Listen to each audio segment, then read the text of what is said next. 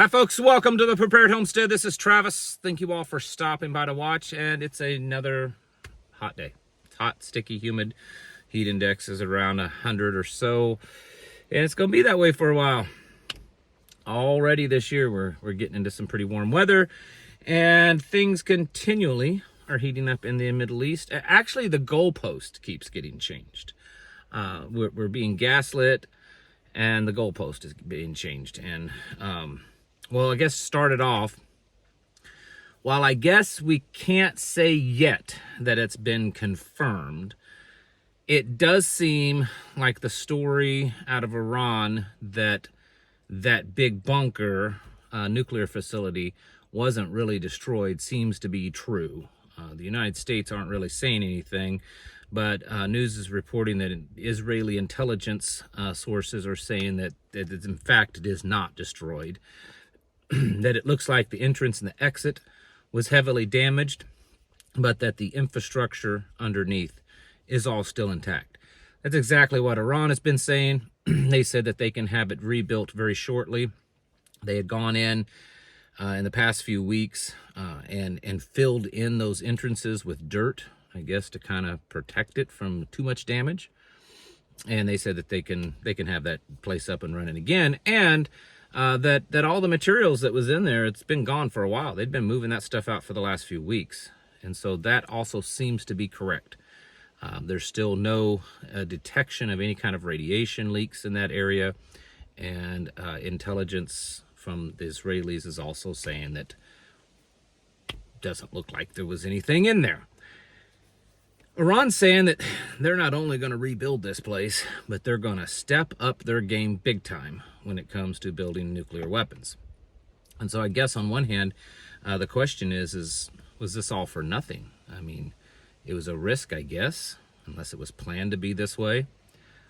And here we've ticked off the Iranians and shown our cards and kind of shown things to Russia and China and other countries that are all jumping in and voicing their support for Iran, and really didn't do a whole lot. There were no lives lost.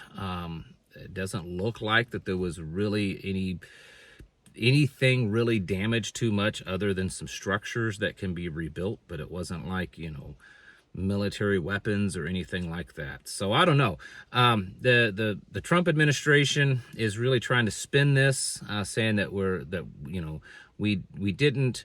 not at war with Iran. We're at war with Iran's nuclear weapons program. We didn't attack Iran. We attacked their nuclear weapons program. Kind of like Japan wasn't at war with the United States. They were just at war with our naval battleships. That's all. So that's the thing that they're trying to spin. And yeah, I'm not buying that. I'm not buying that. Now, one thing that's been said up, until just today, just a little bit ago, was that this was all our plan. That we have no plans to go any further than this. We were just going to take out the nuclear facilities, and then we're done. And now Iran, needs to comply, and that we're not doing regime change. That's been said many times in the news. It's been said by the White House that we are not interested in regime change. Except this afternoon, the president posted on his social media site that is, in fact, what's going on. I mean, in so many words. He said, and I'm not quoting it directly, he said, it's politically incorrect to say regime change. But if Iran's government doesn't turn around and change itself and make Iran great again, then I guess regime change is the only answer, or something to that effect.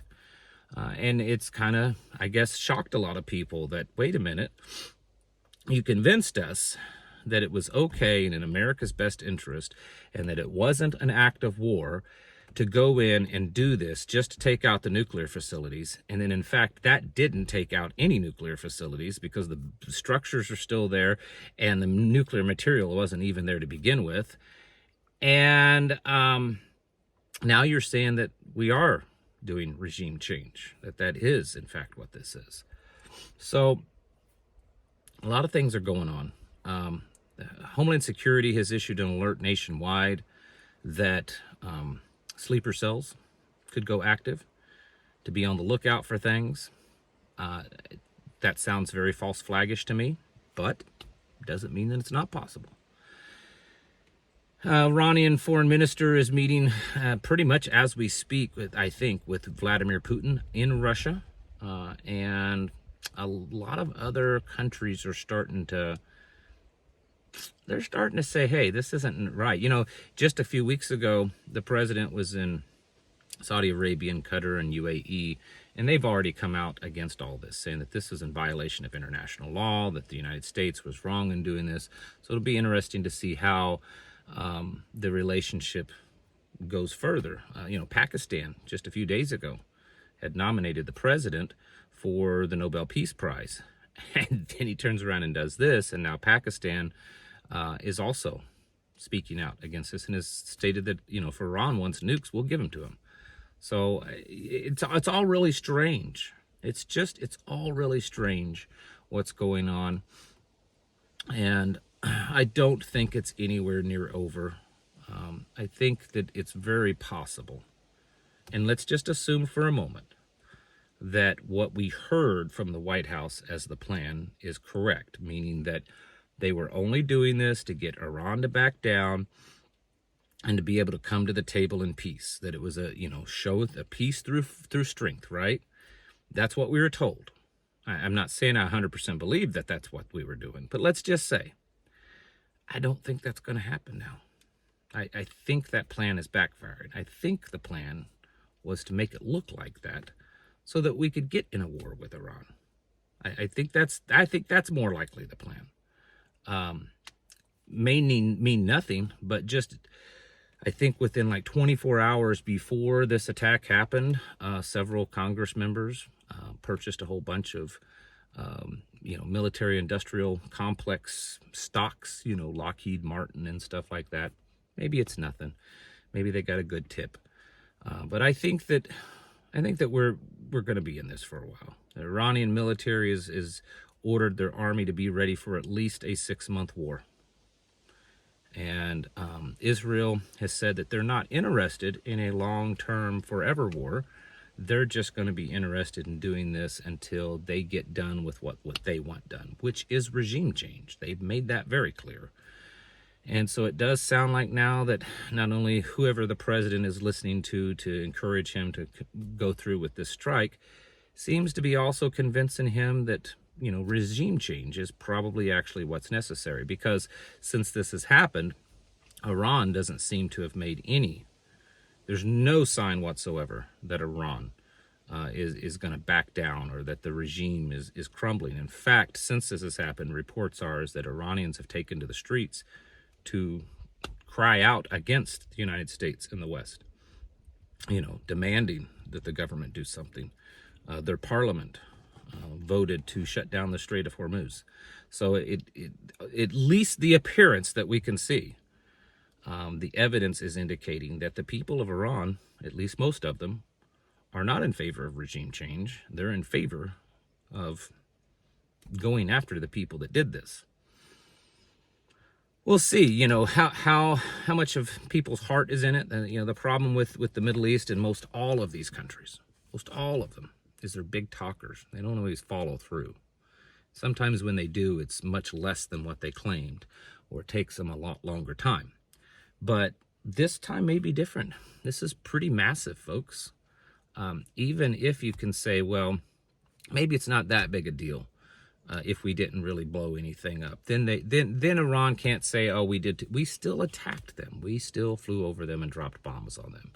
And now it looks like that it was all for nothing, for the most part. Iran says that they still have their capabilities of developing nuclear weapons. Now they're more open about it. Beforehand, they were like, well, we're not really making nuclear weapons. And now they're like, oh, yeah. If we weren't before, you can bet your bottom dollar we're going to be developing nuclear weapons. Now, North Korea says if you want a nuclear weapon, we'll just give you some. We got a whole bunch of them. And we'd love to see our nukes blow people up. So, be interesting. The United States is trying to get China, convince China to step in and convince Iran to not block the Strait of Hormuz and to calm down. But at this point, how can you expect, even if you're opposed, even if you're, do not like Iran and you're opposed to them, how can you expect any nation, good or bad, to just back down at this point? I mean, they may not have a fighting chance to win, but, they might just choose to at least go down on their boots, still wearing their boots and on their feet, not on their knees. I think we're in this for a long haul, folks. I could be wrong. It's possible that these plans all work out just like they were supposed to, or like we were told they would. But I don't know that I believe that. And so you need to start getting really ready. This is just getting started. We've seen nothing has happened here in the United States, at least that we can tell, that's related to any of this. Gas prices haven't gone up yet. The markets haven't opened yet tomorrow. They probably will, though, very soon. And, we can sit here and say, well, it's really bad over there, but, we can't really notice anything here yet, but it could happen. And even if we don't see the violence here in the United States, which I think we will, we're definitely going to see it in other ways, economically. Here's the thing. If the world, because the world has already been little by little losing faith in the United States, losing faith in our dollar, losing faith in our system. And if this causes more and more of that to happen, it can affect us financially. It can affect us, in many ways.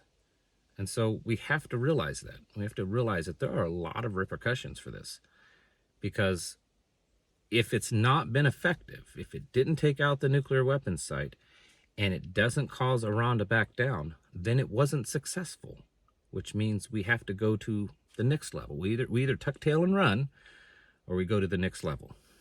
And if that's what happens, it could be some really hard times for us. So you need to get ready, folks.